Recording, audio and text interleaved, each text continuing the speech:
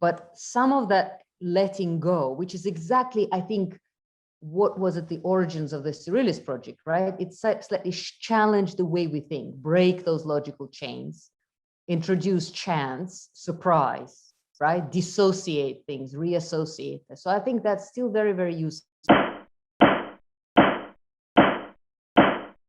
We are not a surrealist studio, or we don't write poetry with no sense. We don't, we don't drink whatever they drink, absinthe, whatever they used to drink, and kind of get ourselves in an entranced state and kind of shout weird words out in Russian at each other. It's not that kind of idea of a kind of a bohemian letting go, but at the same time, there is sometimes this relaxation of rigidity in the early work on the city. And so I thought it may actually be worth discussing how we operate with context.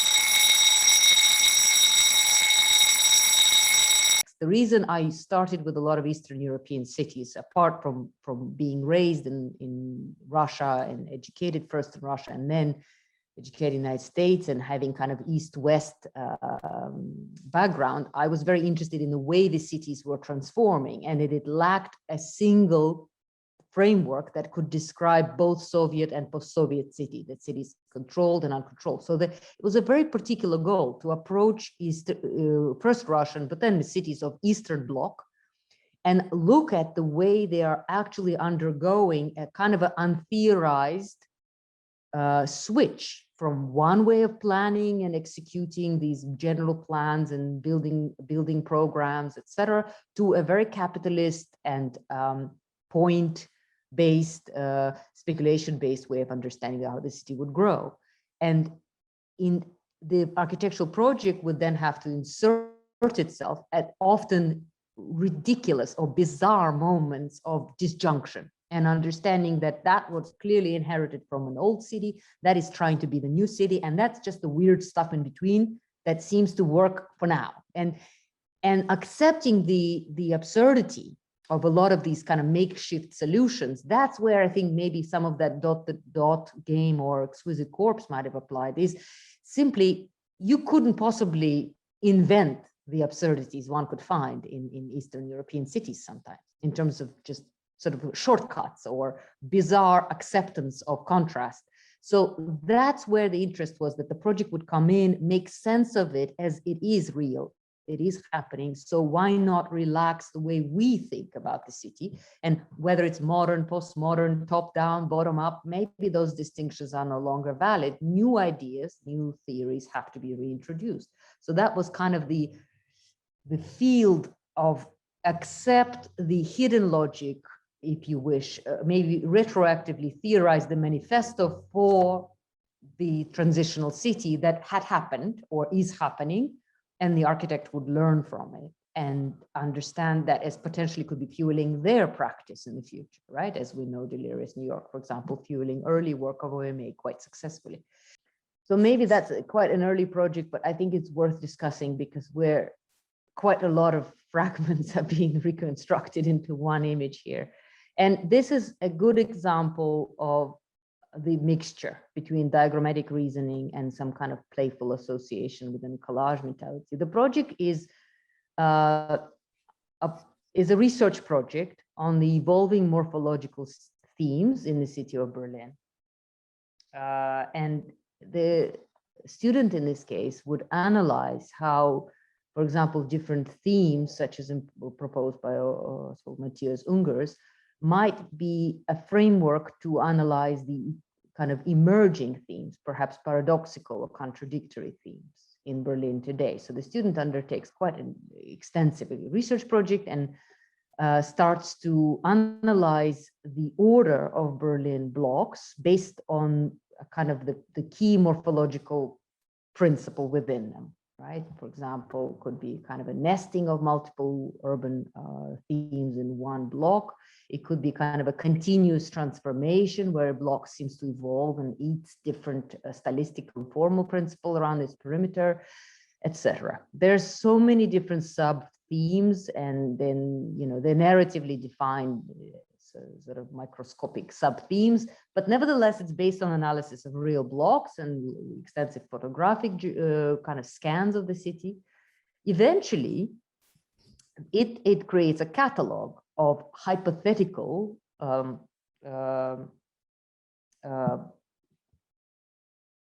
let's call it hypothetical alternative blocks that could be imagined occupying Berlin. So it's sort of a real Berlin becomes replaced with an analytical one. But towards the end of the project, the student ends up making sort of localized experiments on a single block. And it's a project on form. It's quite explicitly declared as such. So the experiments are undertaken on individual discrete blocks of Berlin. But then towards the end of the year, the student and I would discuss the possibility of presenting the collective output of the project, including failed attempts, stillborn children, etc., and extraneous things that weren't fully kind of, let's call it, intellectually digested. We wanted to create a kind of a scan of the project as a whole. And so that's when the idea of a disciplinary city came to mind. And the model for this is obviously Piranesi's Campo Marzio with its variations, and of course the collage city and other disciplinary models really of discontinuity, right? Discontinuous city. The trope that drives the composition is the swamp. So a series of unstable blocks create an unstable city that is inherently discontinuous, and it's also continuously sinking into the historical swamp of Berlin. So I'm kind of creating an anecdotal version of the project. I'm sure you can have a much more serious academic description of it. But for the sake of the game of the image, I'm lightening things up a bit. And we can see that in the end, there was zoning, there was districts that the student would define, and then they would try to join those districts where clearly this disciplinary planning principles can become seen, whether the tension between the grid and the kind of a loose field, or a larger anchoring architectural object around which the kind of various debris can be organized, and ultimately that swamp, as you can see at the bottom of the image, where the bits and pieces are deliberately left unassociated and deconstructing themselves, which is a kind of the ultimate promise of the project, really. The 99% of it is disciplinary homage to many images that we might have seen in the 70s and 80s, but it's the very bottom of the image that I think was extremely productive for the unit as a whole moving forward, which is getting our head around the things that don't want to connect, and they continue disintegrating. So essentially, it's an exquisite corpse in reverse, you could say. It's an exquisite corpse that would like to disintegrate back to individual statements, verbs, adjectives, etc. The collective intention, I think, is really worth talking about, because very few of these projects, even if, let's say, the student project in some cases is a very rare moment in their lives as architects, that they're kind of a sole author. But even that's not entirely true, because they collaborate, they share, they start with usually teamwork, and they're part of a larger research studio. So, and as a unit, you have to look at almost every project as a collaborative project, because at least between the teacher, the student, and their best friend or their girlfriend or boyfriend who would heavily influence the process in ways we would never know why or how, right?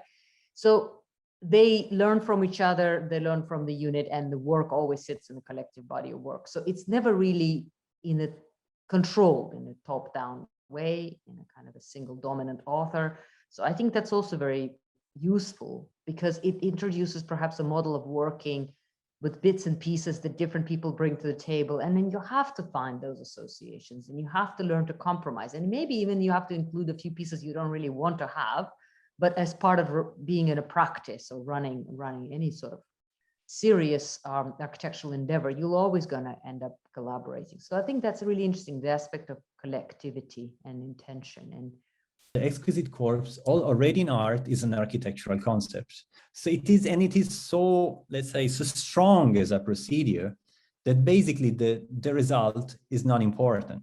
It doesn't matter what will come out, but it's just for the sake of making it. So sorry, Andrea, I'm already intervening and try maybe to give an alternative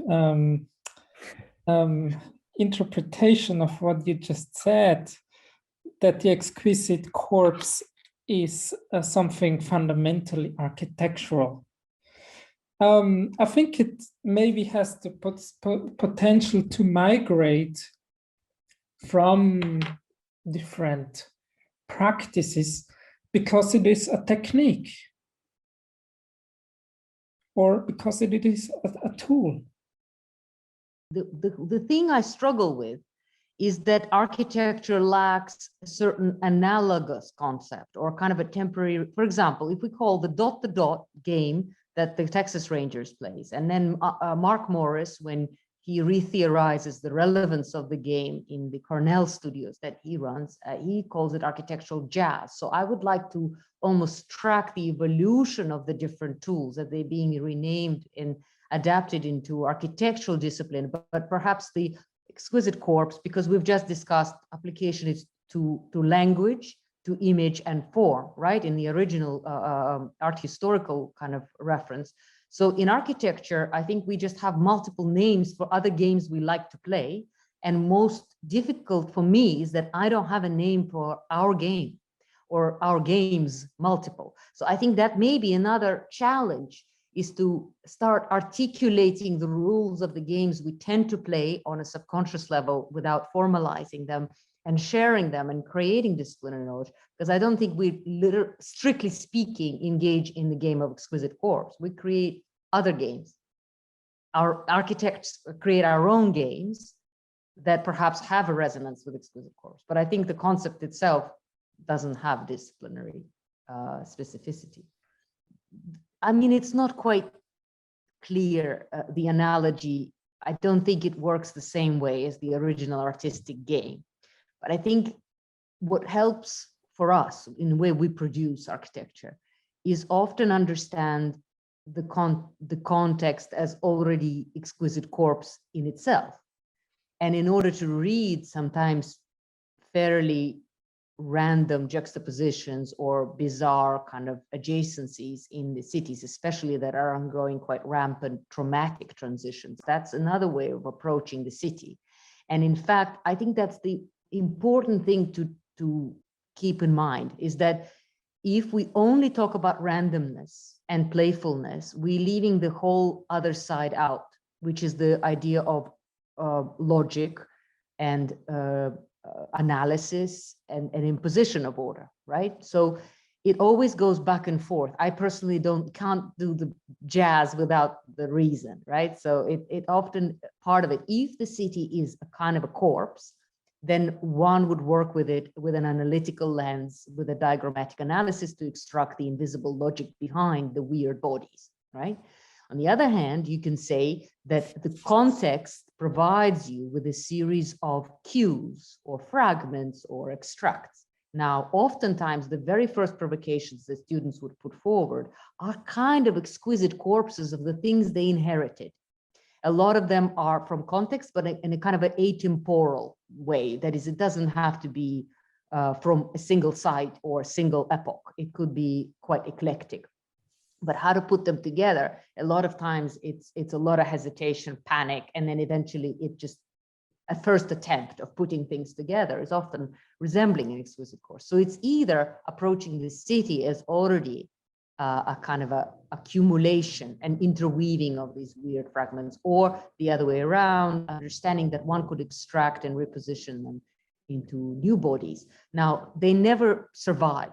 So those corpses are doomed. They never survive as projects. Often they remain provisional provocations that would be superseded by actual projects that are much more driven by the diagrammatic structure and logic, ultimately. So I don't think we view it as an important part of our work, but we don't. But I just keep wanting to remind myself that it's not just to let go and loosen up. It's also to alternate between letting go and composing the monster, and then putting your thinking glasses back on and looking at it from analytical point of view and contextualize it and analyze it properly. Because otherwise, if it goes for too long. Or maybe I can put one question, one general one. This will the question concerns a little bit the fields of transformation, because I think that concerning different practices, we are dealing on the one side with a topic, for example, the city, the fields, the different forms of transformation. This is, of course, also a theoretical topic in the practice of the city. And then we have different practices that we can apply and also develop in order to understand the city, and of course also in a sense projecting new transformations. And then there is another level that is the practice itself.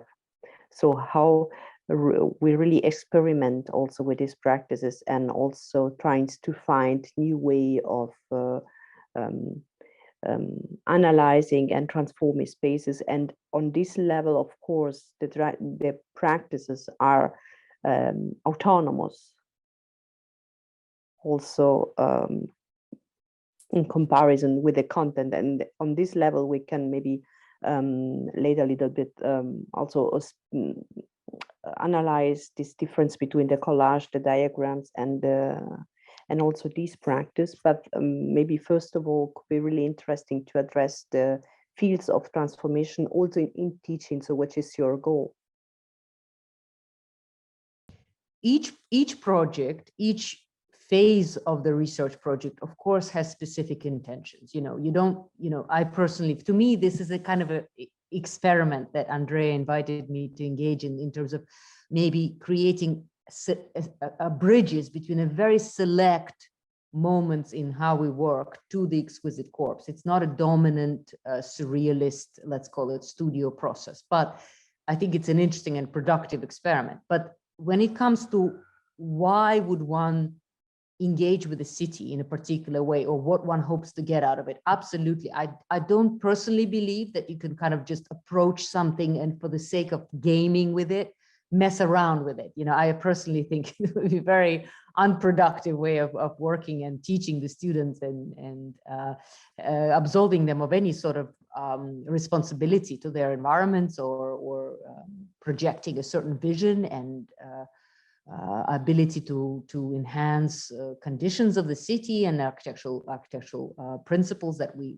impose directly or indirectly as architects. I would go back once more to what Lidia, I think, suggested previously. That is this idea of relating procedures and object in architecture, because it is evident that the city is the product of a procedure.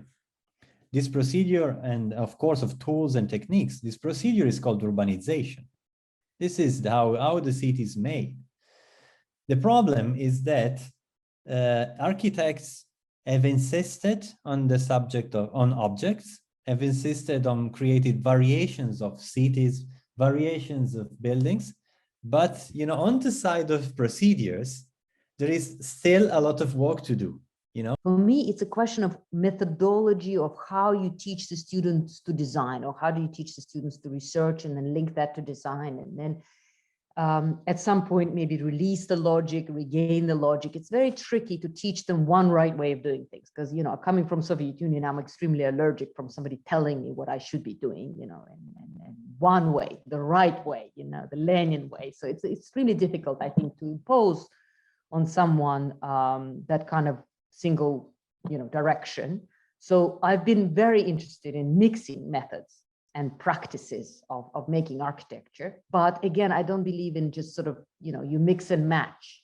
So the question is switching intelligently and also guiding the students so that they understand that if they're blending things up to see if these could work together, it doesn't mean that they have to remain irresponsible. On the other hand, if they're imposing a diagrammatic structure, right, on the project, like a plan or mega scheme or some sort of organizing a line or thread, it doesn't mean that that would have to be a dominant order and the whole project is subservient to it. So it's a question of switching between so-called, we call it loose method, where things kind of make sense, they kind of come together, but it's not a kind of a functionless tree of decision making.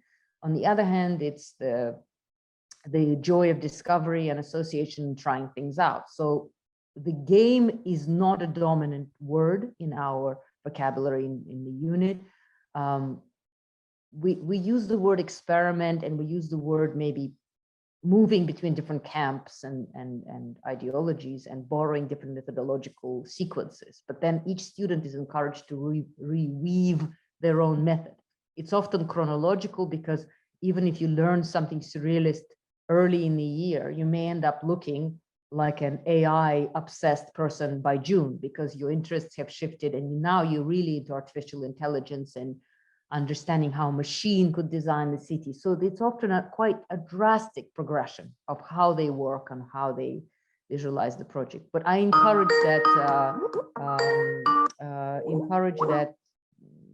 experiment to go on with the methods. So because once you mention methodology, it's often the problem with the how do you say this? Practice, I think, is more difficult for me to define it as a shift between different practices. I will have to think about that a bit. Yeah, it's now I will invite everyone, of course, from the audience, or Lidia, and of course also Gregorio, Klaus, to intervene. But I have maybe one remark on it, which is the fake side of the exquisite corpse, which is something that seems kind of, relevant in the way we read at, as you said, Piranesi or Rossi, Città Analoga, Analogous City, which are kind of outcomes that seems to, kind of related to the exquisite corpse in terms of aesthetics, but they are of course a fake. They're a fiction of it, because there is just one single author behind. Therefore, there is just one intention. So I think that the idea of a simulation, the idea of using the exquisite corpse to create a fiction, the fiction of a collective work, therefore to simulate really the architecture of or the city itself as a product of multiplicity of actor, of multiple actors, therefore multiple intentions. This idea of simulating multiplicities, therefore simulating schizophrenia in a way, seems to be, a kind of a side of it. What seems to me here going on when I look at these images, and I think, Maria, you addressed this linguistic analogy before, and I think it's productive if we think the linguistic structure in three dimensions. On one hand, on the level of the words or the elements, on the second dimension, on the level of the grammar, and then on the third one, on the level of the figure or the rhetorics.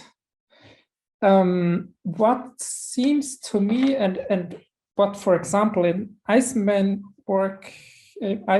work, one can see is sort of a clear idea of elements and maybe a clear idea of grammar, but not so much of figure and rhetorics. And here is something different to me going on, that we see clearly elements, we see a certain rhetorics, but we cannot really see the second dimension of grammar, or at least this grammar is obscure. I don't know if you would agree on this tripartite analogy to language. When we look at these images, what is the grammar actually of those? Well, look, I think it's an interesting way to try to analyze with the language analogy. And from what I understand, the analogy to Eisenman, for example, or comparing directly to Eisenman, would be only applicable for projects that are explicitly concerned with form. Yeah. I would not get into the ring with you guys with the analogies between, Derrida and what Peter has been doing beautifully with the kind of analogy with text in his work, because it is not the way I think. It's not the way I work. But I think the missing link is the diagram. So what Lidia is saying is that because the diagram is perhaps obscured or not immediately legible in some of the images, then that gives one perception, right? Like what Klaus is saying, potentially we don't see the grammar, we don't see the rules of these connections. For example, in the one case, if the student starts to redundantly reiterate the versions of a tower, it's in a project which is actually, interestingly enough, about transliteration, about the problem of kind of a frustrated translation between cultures and historical periods. And the student is trying to reformalize again and again the same element of the city over and over again in multiple cultural contexts. And then they kind of repopulate some of the early trial versions of their work with that sort of just multiplication of different versions of the tower. And then eventually it settles, the project does eventually try to create either morphological hybrid, but it's outside of this particular image.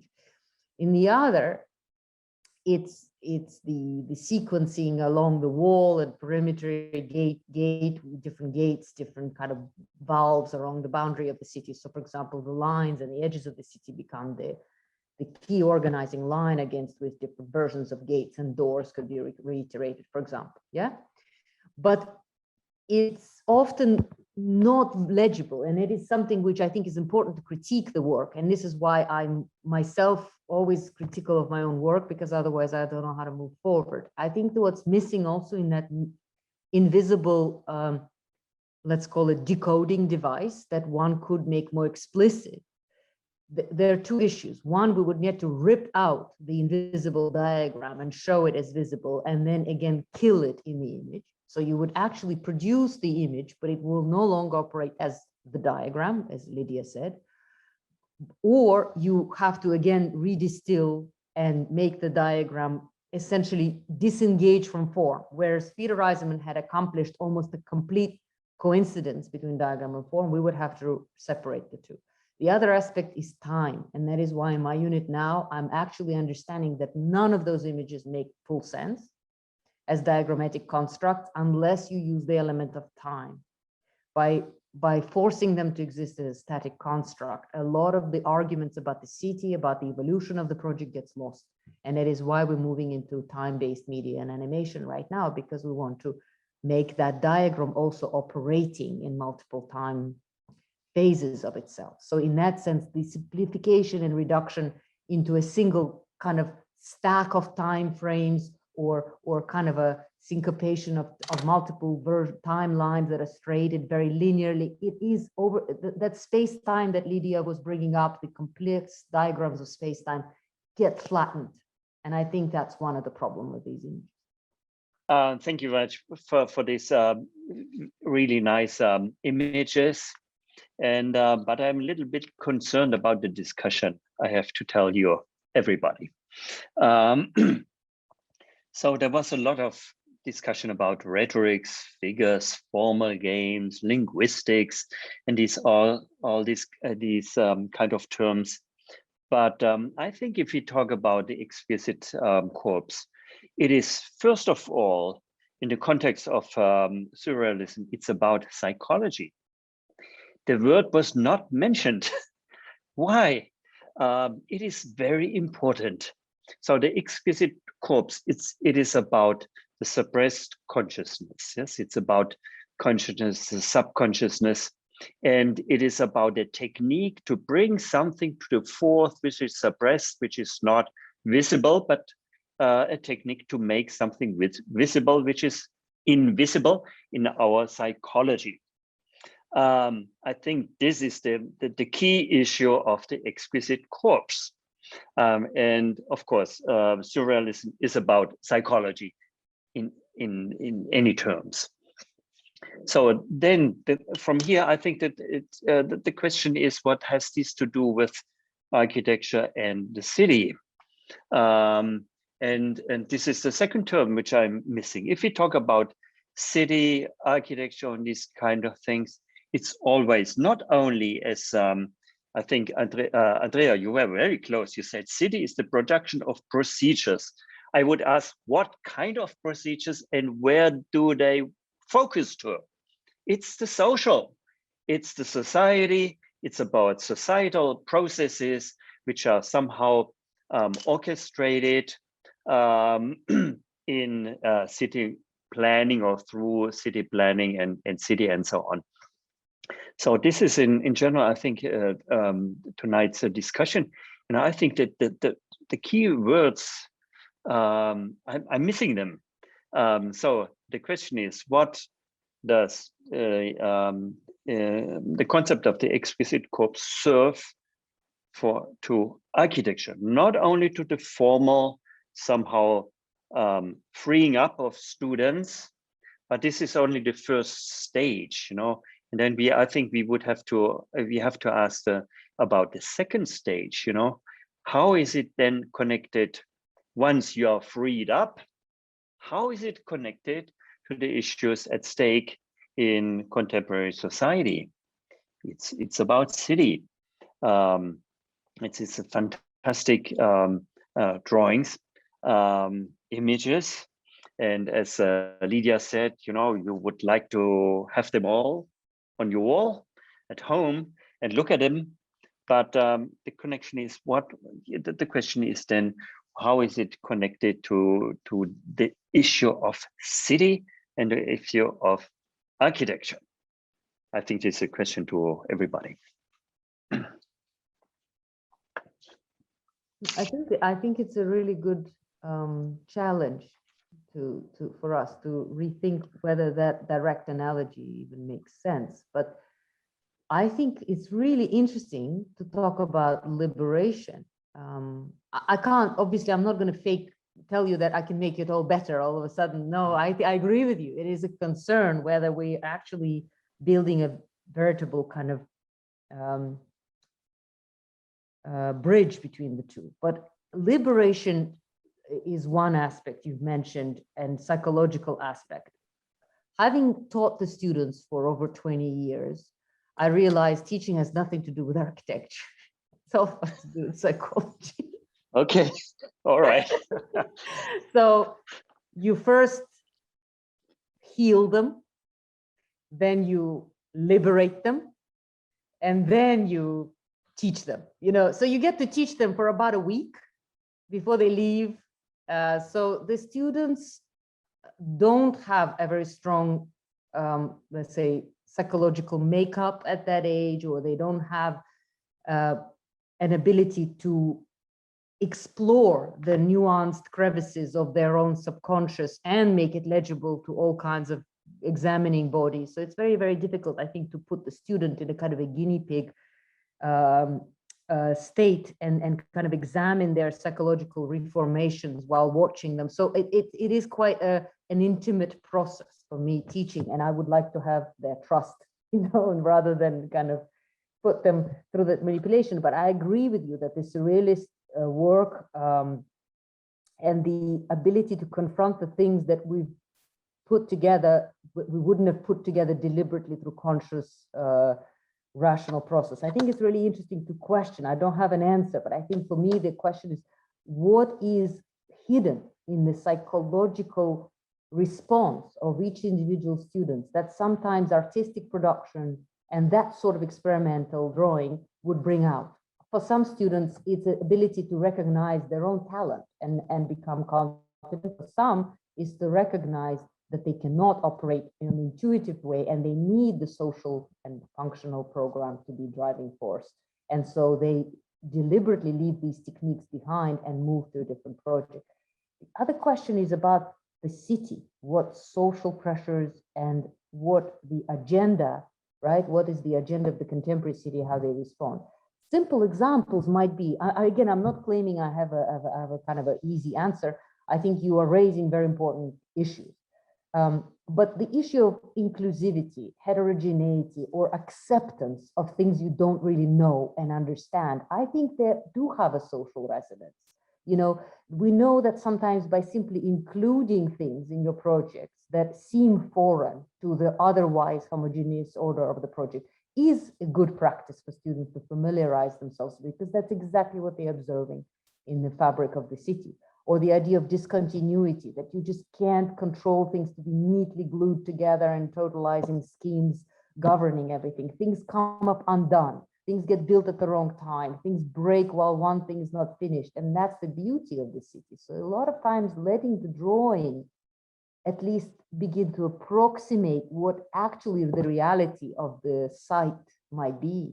So again, it kind of maybe teaches a degree of acceptance to the messy reality of the city and the social idea of heterogeneity or alien, accepting alien and unfamiliar and bizarre. I think that has a value, socially a value, because the projects, they're not random. The projects are not trying to play games.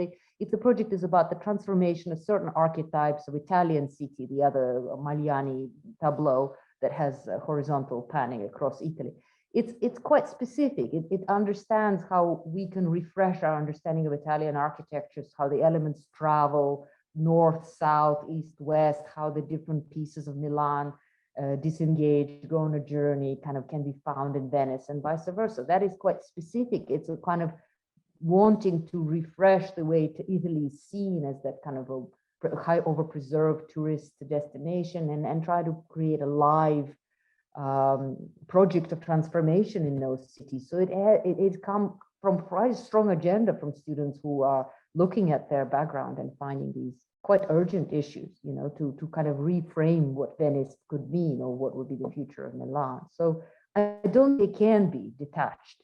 If they are purely artistic games, then they should be a course that's called advanced drawing or media studies or some kind of collage 201, and we could teach the students how to make pretty pictures. But in the end, it's just a skill of making pictures. It's not really a project. So I agree with you. The urban project has so many more dimensions. If we use media, this is, I think, also a theoretical question or a methodological question. If you are using media to realize an agenda that we have, so for example, in the case also, no, the example of Eisenman, there was so in a sense also a precise approach to form, finding new forms, really also focus on objects. So also it's a certain idea of architecture, but it's not so important. And then we use the mediality as a dimension of application and realization, or we use mediality or different forms in this sense or exercise as spaces also of imagination for finding this agenda. Because that is something different. So I don't know if I need a student an agenda. Maybe it could be really important to document, in a sense, also the effects of these works. In the sense, for example, in my courses, I introduced last semester this exercise at the end to say what they really understand and what is the agenda that, in a sense, they found in the seminar. So what is the effects of these practices for the perspective, for example, they have on architecture, on architectural space, on different fields. Maybe it's something that is really important to define. So what is the process at the end, and how this process also has a certain impact in the way also they are defining their own agenda. But it's something different. It's something that's really say that mediality is a kind of performative space. It's not something not the dimension of application, but this is in the sense a dimension of discovery of the agenda. There are two different perspectives, but I think that is a really crucial point. I think that's really interesting, and I think both apply. If I think about it, I think both apply, because on one hand, I agree with your question that there must be an agenda. Absolutely. I think I wouldn't allow my students to start with no agenda whatsoever. And so there is a declaration of what the project is attempting to do, what is its position on the city. So there's this a priori agenda, the perspective one of Lidia, right? So is there an agenda before? Yes, there is. And in the case, for example, if the student is exploring, could there be a new architectural language found in exploring the direct relationship between past, present, and future architectures of the same site, or other temporal chains that we can extrapolate from history and understand that actually within these sequences there could be another idea of architecture, which doesn't have to do with the kind of endless cycle of death and life and death of a single building. So for example, the idea of this kind of recurrent architectural form that bears the traces of the past, several projects explore that. So of course, their technique of joining fragments and making these drawings would be driven by that agenda. In the other case, it's transformation as transition or displacement. So if you move things in and out of context, if the single architect designs in different countries on different sites with different constraints, could their architectural practice undergo significant transformation? And how could the student then explore the fact that architecture, culture exchanging fragments and elements between different contexts, what happens to those fragments as they move in and out, as they copied, borrowed, reassociated in new structures. So there is this agenda of, for example, cultural exchange or copy and original, and then they explore that, and then the process comes. On the other hand, I mean, I'm thinking as you asking, Lydia, I don't know, but I think that I agree with that other perspective as well, because, and I mean, I would like to tell you that we know exactly what we're doing, and I tell the students what they need to do, and then go do it, and then the drawing is just an illustration of what they already know. But no, it's not the case. Oftentimes the drawing, for example, why do I pursue the agenda of multiplicity as a kind of an umbrella term? Because oftentimes the project on the city has so many different ingredients that the student has a hard time getting their head around of all the different facets of what they'd explored. And the drawing is often the final rehearsal to making an argument. So that if you put it in that dynamic, usually it's an image that we edit for a long time, we turn and off things, we move things around. And in that diagrammatic image, the student eventually finds the project. They say, actually, wait a minute, it's about this, right? And then they can theorize it properly, intellectually reframe it. But often it's a laboratory within which that intuitive gut feeling becomes verbalized. So that second perspective works too. And I wish I could have a much more, a neat explanation of how it works. I really don't. To me, the Exquisite Corpse, as far as we've discussed it tonight, in a way, it's a form of organization, management, the re-elaboration of references. And maybe the term reference should also be in our vocabulary, perhaps a bit more, maybe as a fullness topic, I don't know. But it is, I think, a key element in the architectural domain that, especially as a student, but I think in a way even further, is kind of a key tool, no? Also as a way of articulating how design itself works, because I'm not sure you can really teach that actually that much, how an individual elaborates a project in their mind or somehow works with that, right? And so there is a sort of there is a kind of short circuit there that I think should also be pointed out.